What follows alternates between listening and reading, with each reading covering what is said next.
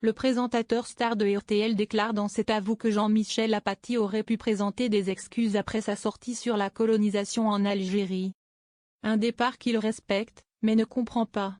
Le journaliste et animateur de RTL Thomas Soto est revenu, ce lundi 10 mars, sur le plateau de C'est à vous, sur le départ de son désormais ex-collègue, Jean-Michel Apathy, qui avait comparé les crimes commis par les nazis à Oradour-sur-Glane en juin 1944 avec la colonisation de l'Algérie par la France.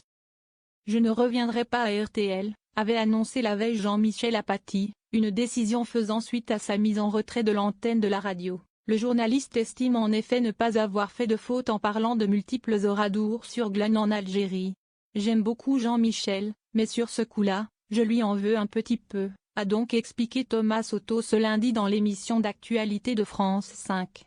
Avant de développer, il fait une chose qui est très utile, il met la lumière sur un sujet qu'on connaît mal et qu'on n'apprend pas assez à l'école, au collège, au lycée qui est la colonisation.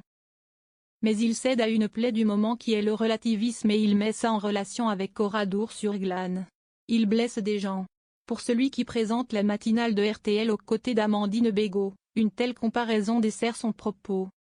J'aurais aimé qu'il revienne et qu'il dise peut-être je suis désolé si j'ai blessé des gens, poursuit Thomas Soto, qui détaille, on a le droit de se tromper et de dire pardon pour ça.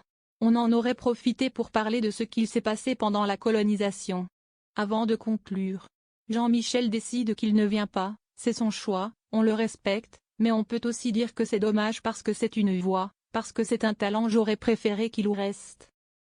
Presque au même moment ce lundi soir, Jean-Michel Apathy était interrogé sur le plateau de Quotidien pour revenir sur les raisons de sa démission. « J'ai beaucoup de respect professionnel pour les dirigeants, mais on m'a suspendu un jour », a-t-il expliqué. « Si j'étais revenu, j'accréditais l'idée que la suspension correspondait à une faute. Or, de mon point de vue, je n'ai fait aucune faute. » Le 25 février, le journaliste de 66 ans avait déclaré « Chaque année, en France, on commémore ce qui s'est passé à Oradour-sur-Glane, c'est-à-dire le massacre de tout un village.